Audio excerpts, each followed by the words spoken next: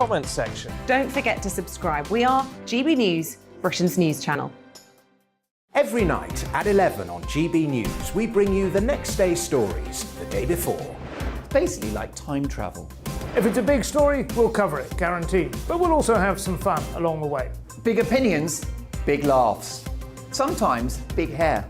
This is Headliners, the paper review show that won't send you to sleep like the others will. 11 p.m, 7 nights a week. Join us.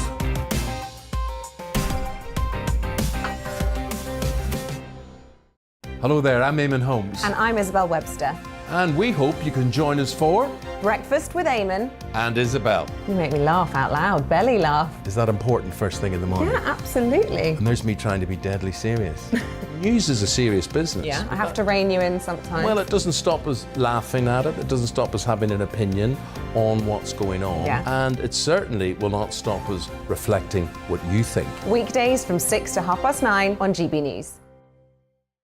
I'm Dan Wootton. Join me Monday to Thursday from 9 to 11 for the feistiest and most fun news debate on TV, where free speech reigns. I'll bring you a sharp take on the day's biggest stories, bombshell newsmaker interviews, and A-list guests. And I guarantee you, no spin, no bias, no censorship, and no reason to go to bed. That's Dan Wootton Tonight, Monday to Thursdays from 9 on GB News.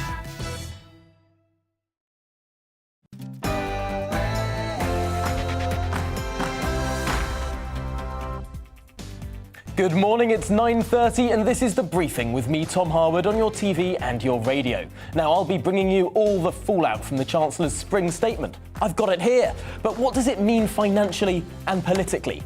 That and the Prime Minister is in Brussels. We explore the NATO summit too. All that after your morning headlines.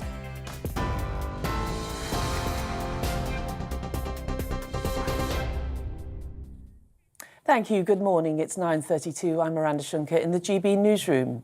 Boris Johnson says Russian President Vladimir Putin has already crossed a red line with his barbarism towards Ukraine.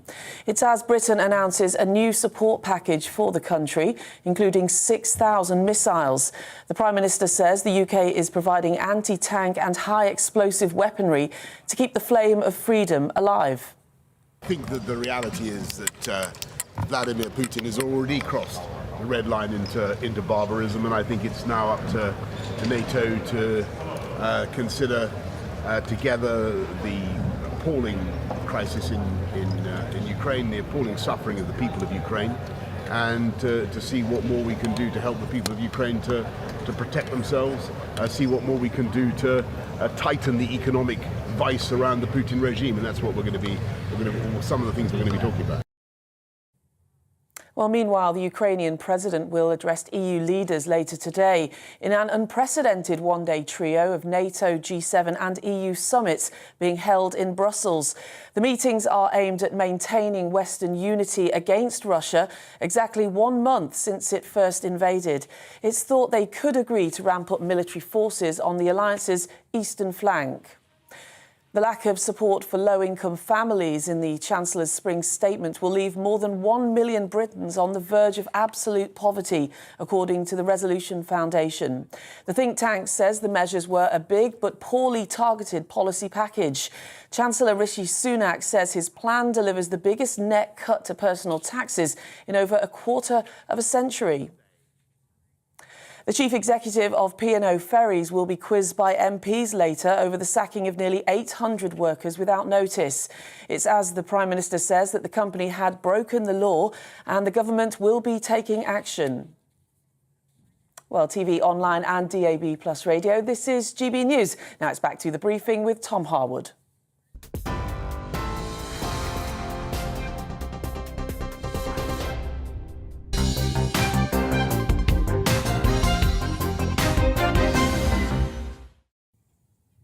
Good morning, it's 9:35 and this is The Briefing with me, Tom Harwood, on your TV and your radio. Now for the story it was impossible to miss yesterday. The Chancellor set out a mini budget, yes, his spring statement. Against a torrid global fiscal outlook, new changes attempted to ease the cost of living for people in the UK. Fuel duty was cut, the household support fund has been doubled, and the threshold by which you begin to pay national insurance has been raised significantly to £12,570, finally matching income tax. But also the tax burden overall is rising, and inflation soaring close to double digits. So were all the measures the Chancellor announced yesterday, were they enough? Well, joining me now to talk through this is Mark Littlewood, the Director General of the Institute of Economic Affairs. Welcome back to the programme, Mark. First of all, your initial reaction to what the Chancellor set out yesterday. Tom, he exceeded my expectations, but you and I were speaking a few days ago, so as you know, my expectations were very low indeed. But I would say this is not bad, not half bad. He's moved some things in the right direction. It is definitely a mitigation budget. It's not a magical budget. If anybody thinks or thought that the Chancellor could solve the cost of living problems, which you've highlighted in your introduction, well, he can't. He can only mitigate them. This will go some way to mitigating them. The bare truth is that most people in Britain, pretty much everybody in Britain, is likely to be poorer in 12 months' time than they are today, in large part due to inflation, rising energy prices, rising food bills and the like. And Tom, you've rightly said the tax burden continues to go up. But I think we saw from Rishi Sunak yesterday something of a course correction. The tax burden would have been going up a lot higher if he hadn't taken some of the moves that he has, namely raising the national insurance threshold, which you highlighted very substantially, raising that by £3,000, fuel duty cut. And of course, he's signalled that he's going to cut income tax by a penny in 2 years' time. And that's a welcome move as well. I wish he'd brought that forward, though. It's interesting you mentioned the tax burden there, because I've been looking at this graph from the OBR response to the statement, the OBR's fiscal outlook. And I believe we can show this graph up on our screen now as well, which shows all of the different tax rises in green and then the tax cuts in red.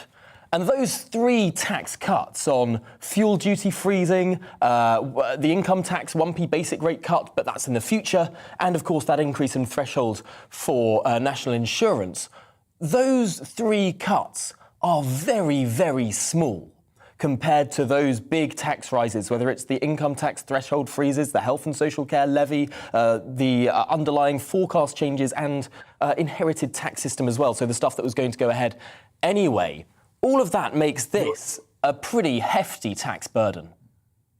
Oh, there's no doubt about that, Tom. And as this graph rather elegantly shows, yes, the tax burden has gone up under Rishi Sunak. There's no two ways about it. But perhaps we've reached the top of that mountain. There's a long way to climb down the other side if you want Britain to become a genuine low-tax economy. At the moment, our tax burden is as high as it's been since Clement Attlee ran the post-war socialist government. Absolutely extraordinary to be in that situation after, 12 years or so of a Conservative-led government. So, yeah, there's much, much further to go. I'm not suggesting that with one wave of his magic tax-cutting wand, Rishi Sunak has waved away all of the tax rises that he's previously brought in. I think if I'm right from the OBR report, their view is that for every £6 of tax that he has raised, that he's put up, yesterday he only obliterated £1 of that. So a long way to go.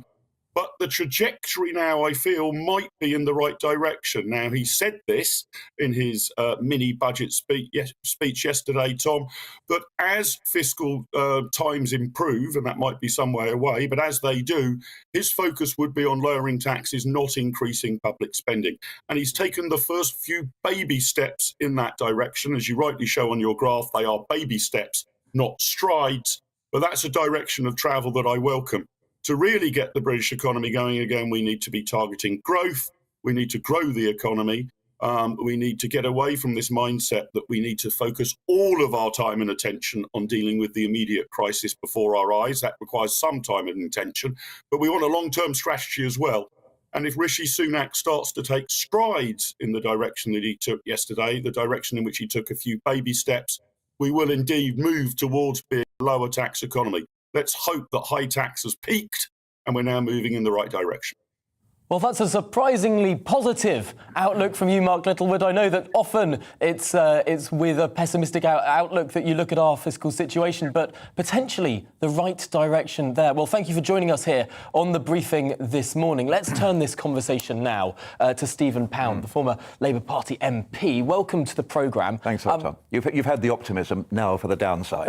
Right, so what's your perspective then? Yeah, look, this was a profoundly political spring statement. This wasn't about the economy, it wasn't about the people, it was actually about the next election. You know, the idea that, you know, we're going to have jam tomorrow, we're going to have a tax cut, you know, round about the time of the next election is really, really significant. Like, I spent years sitting behind Tony Blair and Gordon Brown when Gordon Brown was presenting his back, and Tony Blair used to sit there, his face frozen in a mask of immobility as Gordon Brown pulled rabbits out of the hat, came out with this incredible thing, cut some whiskey and God knows what.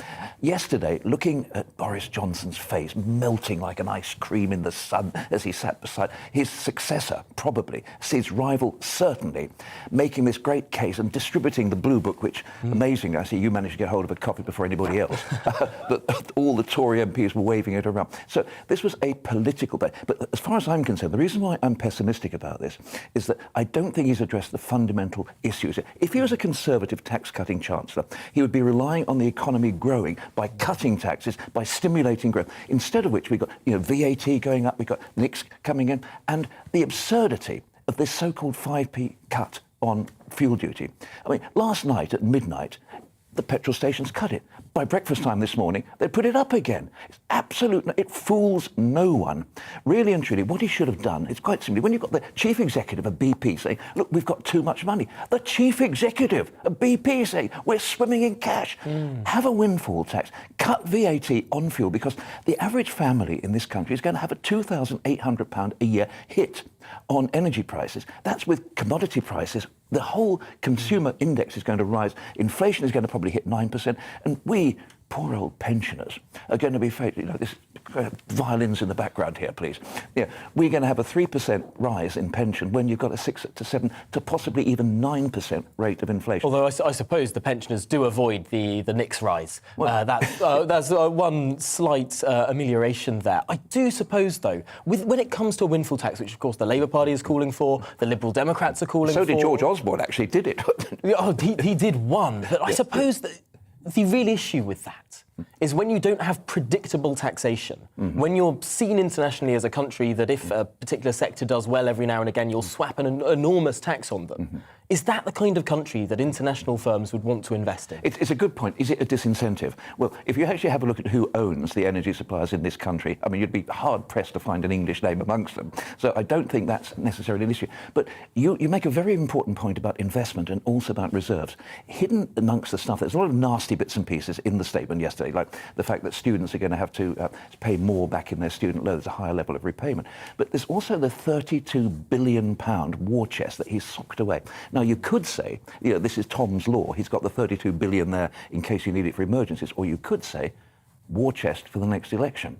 So it keeps coming back to me, to politics, but his promises, they're falling apart like a flat-pack wardrobe. I just don't honestly think that they stand up. It's so interesting looking at the sort of documents that accompanied the statement. We had the very hefty tome of the OBR report with so many graphs and explanations in it. The spring statement itself, a little thinner, but it explained exactly the changes to tax. And then a very thin, slightly glossy document called the Tax Plan. And this is looking forward to the future. It's signed by the Chancellor himself down there at the bottom. But inside this tax plan, you've got sort of pictures of happy people filling up their cars.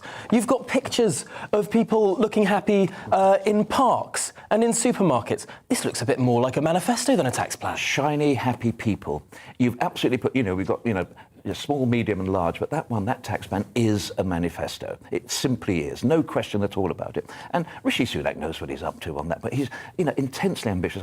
Personally, I don't think that he's our next Prime Minister because, he sounded shrill yesterday. He sounded odd in some ways. I don't think he resonated, with the public as a whole. And the people I've been talking to today, not necessarily on the Clapham omnibus, but on the TfL from Ealing, people are saying, well, where's the beef? What's it all about? Why isn't he stimulating the economy and falling pulling back, I mean, you know, I'm no Conservative, God knows I'm no Conservative, but I can understand the Conservative philosophy of actually letting the economy grow, stimulating it. And look at the hospitality trade, one of the biggest and most successful trades we have in this country. They are going to face a VAT rise up to 20% in April.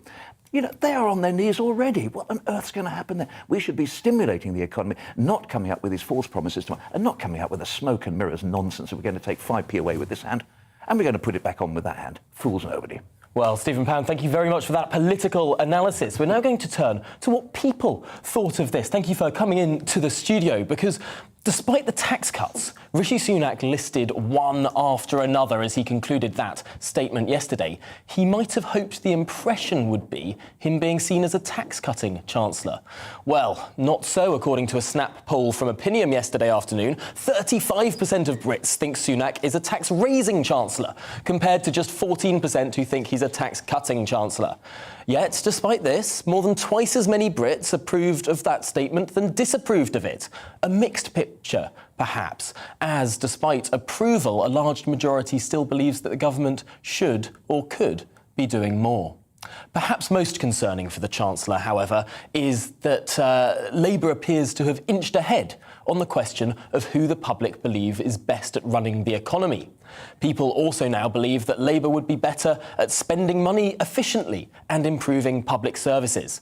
The Tories only lead on the belief that they're better to bring down the national debt and deficit.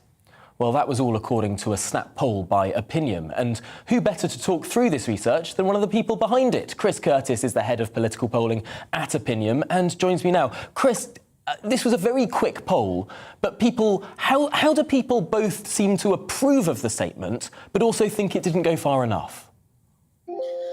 Well, I think that's quite a simple question to answer, to be honest. Ultimately, what the government did is going to help. And I think when you look at all of those individual policies, people think they're a good idea and think that they're going to be supportive. But budgets and statements like this aren't just about the things that the Chancellor does say, they're also about the things that the Chancellor doesn't say.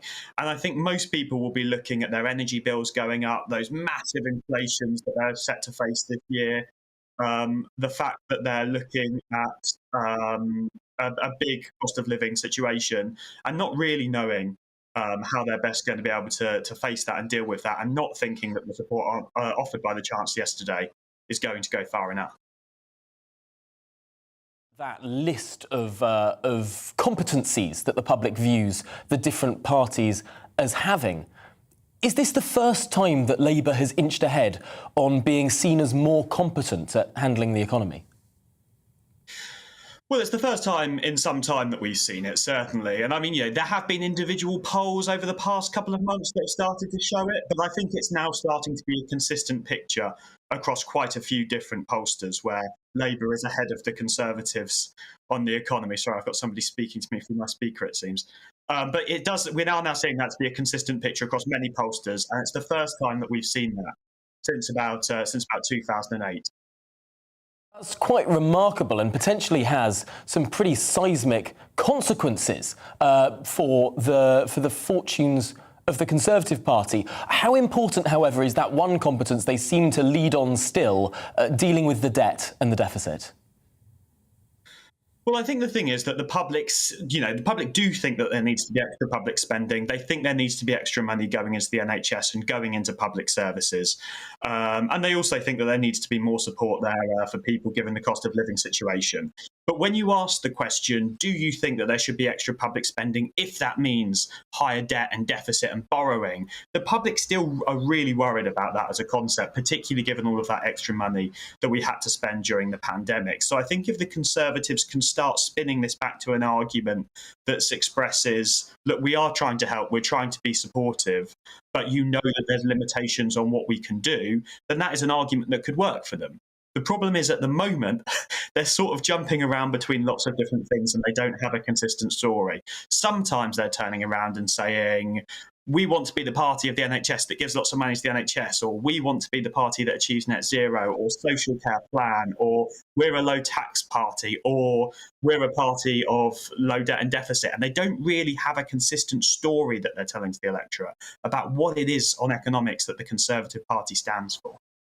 Really fascinating because, of course, on 2015, in that election, the whole plan was that long-term economic plan, that consistent message. Seems to be much less consistent now. Well, one to watch with interest ahead of any future electoral events. For now, Chris Curtis, thanks for joining us this morning on The Briefing. Well, now, Prime Minister Boris Johnson is in Brussels this morning to meet with NATO leaders for an emergency summit on Ukraine. On his arrival, the Prime Minister spoke of the barbarism that Vladimir Putin has displayed by his actions against Ukraine.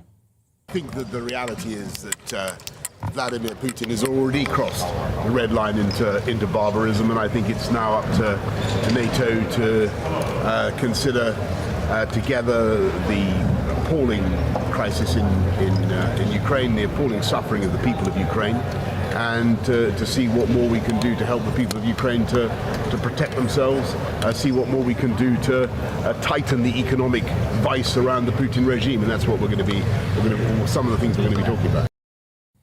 Well, our very own Darren McCaffrey is in Brussels covering that summit. Darren, what can you tell us?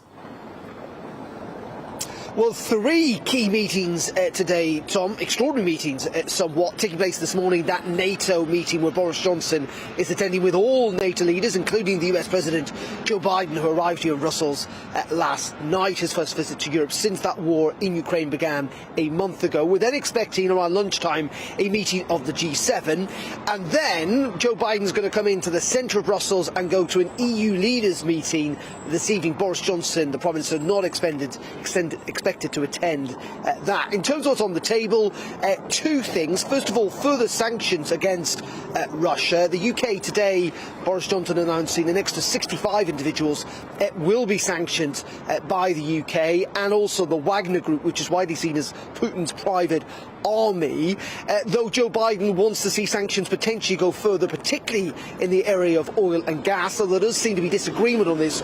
Germany concerned that could plunge many European countries into recession given their reliance on oil and gas. The other interesting thing, and this has been pushed by the UK, Tom, is on the issue of military assistance.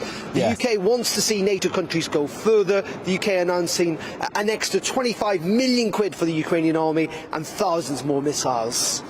Well, Darren, thank you for that. Let's move this conversation on now for that military equipment, those more missiles, potentially more NATO troops. Joining me now is Colonel Richard Kemp, former British military army commander in Afghanistan. Thank you so much for joining us here, Colonel. First of all, is NATO still as relevant as it used to be in Europe? Well, I think it went through a period of great irrelevance, which probably helps account for the situation we have in Ukraine now, where Putin believed that NATO was, not willing to stick up for itself, not a real opponent worth its salt, and I think that encouraged him to his aggression in various parts of Eastern Europe.